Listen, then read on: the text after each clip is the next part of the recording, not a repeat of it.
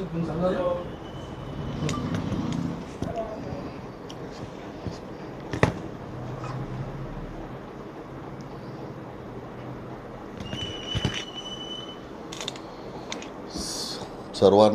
सर्वप्रथम नमस्कार. आपण जो काल शिवसेनेच्या वतीने जो काय निर्णय झाला आणि ते निर्णय बघून माझ्यासारख्या एक कार्यकर्त्याला अजितदादांचं एक वक्तव्य आठवलं की राजकारण हे वंगाळ आहे आणि खरोखर राजकारण हे चांगल्या माणसाचं की सुसंस्कृत माणसाचं नाही असं वाटायला लागलेलं आहे. कारण मी गेले अनेक वर्ष शिवसेनेत काम करतोय, परंतु शिंदे गट शिवसेना स्थापन झाल्यानंतर रोह्यातील फाउंडर मेंबर म्हणजे मीच आणि माझ्यापासून सुरुवात झालेली रोह्यातील शिवसेना ही कशा पद्धतीने वाढवली आणि कुठपर्यंत नेऊन ठेवली याबाबत मी तुम्हाला सांगायला नको आहे. हे तुम्ही जाऊन सर्वसामान्य लोकांपर्यंत जरी विचारला तरी तुम्हाला याचं उत्तर निश्चित मिळेल. परंतु मी मोठेपणा सांगणार नाही आहे, कारण पक्ष संघटना येत असतात, पक्ष संघटना वाढत असतात आणि त्याच्यातूनच नेतृत्व तयार होत असतं. आणि अशाच एका संघटनेमध्ये ज्याचं नेतृत्व माननीय एकनाथजी शिंदेसाहेब यांनी केलं आणि त्या संघटनेमध्ये मी काम करायला सुरुवात केल्यानंतर मला तालुका प्रमुख पदाची जबाबदारी मिळाली आणि या तालुका प्रमुख पदाची जबाबदारी घेतल्यानंतर मी रोहा तालुक्यात जे माझं केलेलं काम हे निश्चित तुम्हाला कसं वाटतंय मला माहिती नाही, परंतु मी ज्या पद्धतीने जे एक रोपटं लावण्याचं काम केलं त्याचं मला वटवृक्ष निश्चित दिसायला लागलं होतं आणि सर्वसामान्य माणसांना देखील ते दिसतंय की रोह्यातील शिवसेना काय होती आणि आत्ता कुठल्या परिस्थितीत शिवसेना गेलेली आहे आणि गेले 3 महिन्यातली शिवसेना कुठे आहे. कारण 3च महिने बोलतोय, कारण 11 जानेवारी हा माझ्या आयुष्यातील राजकारणातील एक महत्त्वाचा खेददायक दिवस आहे. 11 जानेवारी या दिवशी मी माझ्या तालुका प्रमुख पदाचा राजीनामा दिलेला होता आणि त्यानंतर मी ह्या पक्षातून किंवा पक्षाच्या जबाबदारीतून मुक्त झालेलो होतो. आता 11 जानेवारी म्हणजे काय, तर निश्चित त्यावेळेला आलेलं रायगड जिल्हा परिषदेचं निवडणुकीचं वातावरण, त्या वातावरणात जे काय झालेल्या काही गोष्टी असतात त्या ओपन न केलेल्या बऱ्या असतात, परंतु ज्या पद्धतीने ज्या झाल्या त्याला आम्ही सामोरं गेलो आणि मी माझा राजीनामा दिलेला आहे आणि त्याच्यातून पक्षापासून अलिप्त राहिलो. म्हणजे माझा शिवसेना पक्षाशी संबंध कट ऑफ झाला होता किंवा संपला होता. असा संपलेला माझा प्रवास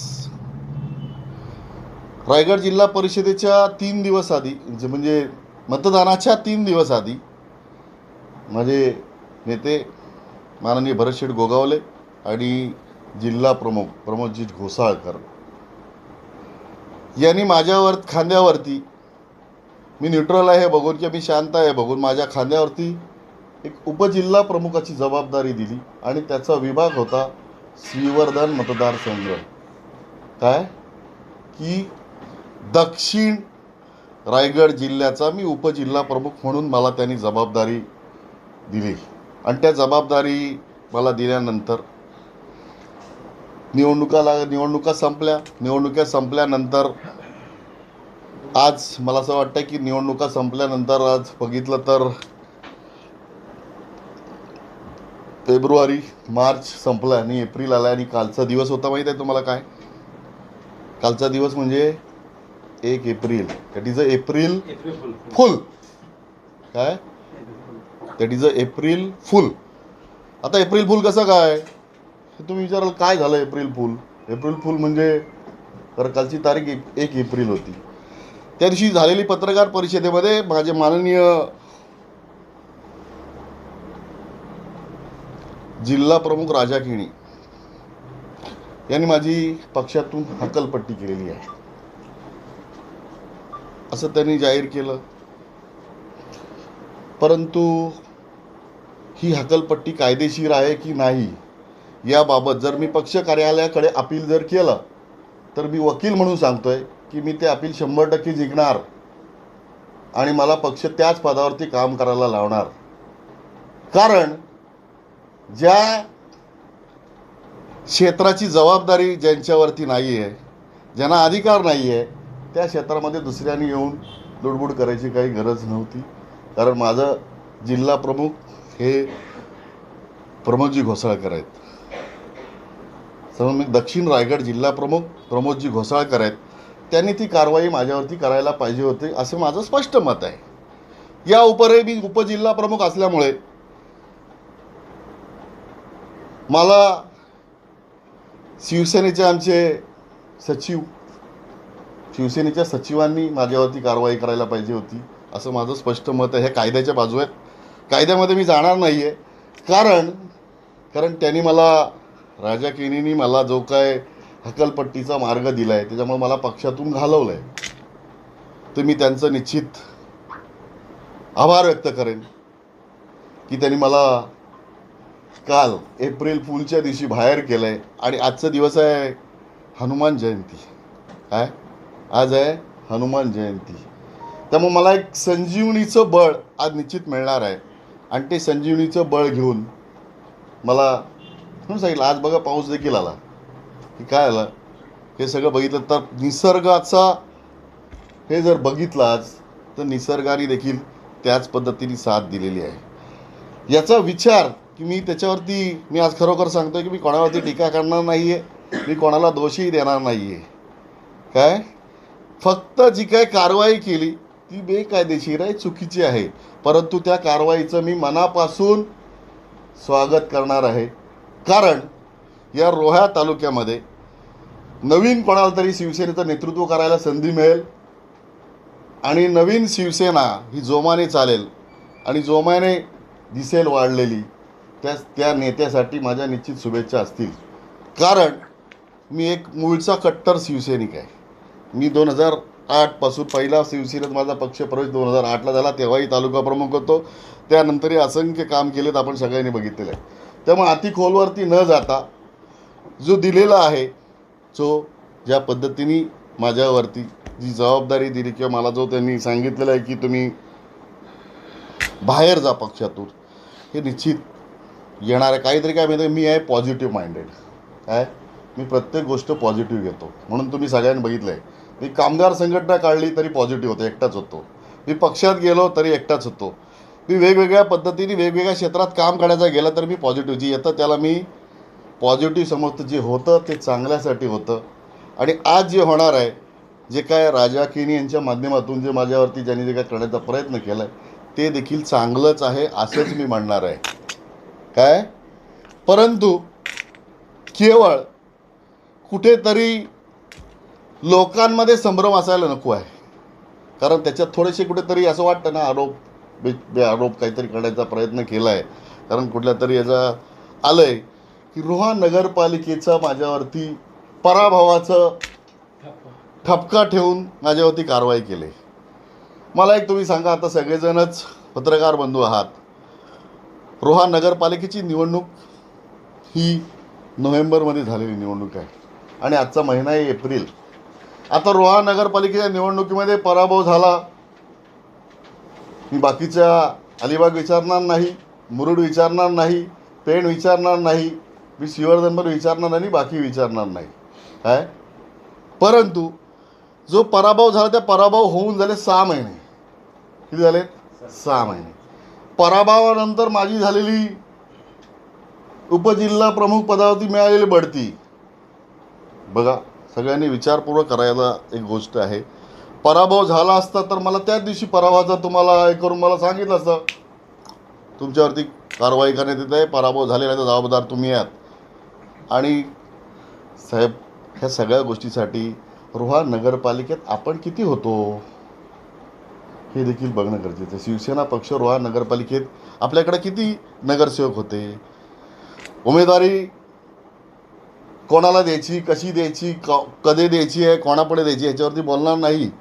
कारण माझ्याकडे किती उमेदवार होते आणि या उमेदवारांच्या मुलाखती कुठे झाल्या. बाळासाहेब भवनला मुलाखती झालेल्या आहेत. काय मुलाखती बाळासाहेब भवनला झाल्यात. सगळ्यांकडनं रीतसर अर्ज घेतले होते आणि त्या मुलाखतीसाठी नेते होते. नावं घेणार नाही, कारण मी आज परत सगळं सांगतो की न नावं घेताच मी ही मुलाखत आपल्यापर्यंत देत आहे की आपल्यापर्यंत पोचवत आहे. त्यामुळं त्या निवडणुकीमध्ये जर माझ्यावरती खापर फोडण्याचा प्रयत्न केला असेल तर आपल्या रोह्यामध्ये शिवसेना शहरात किती होती याचा देखील आपल्याला अंदाज पहिल्यांदा करावा लागेल.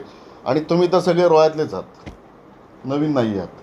त्यामुळे रोह्या शहरात शिवसेना किती होती, रोह्या शहरातले उमेदवार किती होते. एका उमेदवाराला 2-2, 3-3 ठिकाणी उभं करावं लागलं होतं कारण बिनविरोध जाऊ नये म्हणून. एक बिनविरोध गेला तर मला किती प्रकारे बोल खावा लागला होता आणि तो उमेदवार कशा पद्धतीने गेला ह्याबाबतही खोलात जाणार नाही आहे. त्यामुळं अशा पद्धतीचे बिनबुडाचे आरोप करून मला जो काय हकलपट्टीकडे नेण्याचा जो काय प्रयोग आहे, अयशस्वी प्रयोग, कारण मी सांगतोय कायद्याच्या कठडीत न बसणारा हकलपट्टीचा प्रयोग, अयशस्वी प्रयोग करण्याचा केविलवाणा प्रयत्न केलेला आहे. मी आजही सांगतो केविलवाणा प्रयोग हकलपट्टीचा प्रयत्न केलेला आहे. या सगळ्या गोष्टीवरती न जाता आज तुम्ही बघितलं की रोह्याची शिवसेना 3 महिन्यामध्ये काय झालं शिवसेनेचं हे तुम्ही लिहिलं. मला वाटतं बऱ्याच पेपरला आला की 3 महिन्यात काय चाललंय तालुका प्रमुख नसल्यामुळे. ज्या 3 महिन्यामध्ये या शिवसेनेला तालुका प्रमुख मिळायला शकला नाही, काय या 3 महिन्यात तालुका प्रमुख नाही मिळू शकला त्यांना, तर त्या पक्षाची अवस्था काय असेल हे मी सांगणार नाही आहे. त्यामुळे सर्वसामान्य जनतातला आवाज घ्या, जनतेमध्ये असलेला इको बघा, काय बोलते जनता हे तुम्ही बघा, आणि मग जी काय माझ्यावरती कारवाई करण्याचा प्रयत्न केला आहे तो कसा फार्स आहे हेही लोकांना माहिती आहे. आणि हा जो सगळा फार्स केलेला आहे हा फार्सच राहणार आहे. मला त्याच्यामध्ये इंटरेस्ट नाही आहे. मी काय सांगितलं तुम्हाला की त्यांनी केलेल्या हकलपट्टीचा मी मनापासून स्वागत करतो आहे. कारण कुठली तरी गोष्ट करण्यासाठी, काहीतरी करण्यासाठी काहीतरी चांगलं होणार असतं भविष्यात, आणि त्यासाठी निश्चित माझं भवितव्य असेल किंवा मला नेतृत्व करण्याची कुठेतरी संधी मिळणार असेल. म्हणून तर जिल्हा प्रमुखांनी शोधलेच बाबा इथं नाही भेटत तुम्हाला संधी, तुम्ही आता जा, कुठेतरी संधी तुम्हाला उपलब्ध होईल, असंही असू शकेल त्यांच्या मनामध्ये. म्हणून मला काढलं असेल, कारण त्यांनी बघितलं की शिवसेनेमध्ये कशा पद्धतीने वातावरण आहे ते. त्यामुळं मला त्यांनी असं केलं असेल असं मला तरी वाटतंय. कारण आय एम अ पॉझिटिव्ह. मी पहिलाच सांगितलं की मी पॉझिटिव्ह आहे. येणाऱ्या प्रत्येक संकटाला, सुखदुःखाला सकारात्मक भूमिकेतून जाणारा मी कार्यकर्ता आहे आणि माझी कार्यकर्ते भूमिकेत आहे.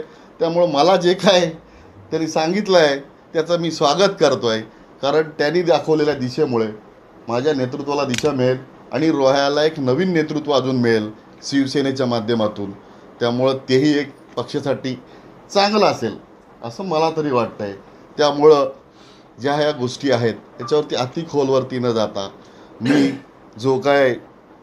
मला जो काय बाहेर जाण्यासाठी त्यांनी जो फक्त शब्द माझ्या वतीने किंवा बरेच लोकांनी सांगितलं की शब्द चुकीचा वापरला आहे, ठीक आहे, आता वापरला तर वापरला, काही फरक पडत नाही.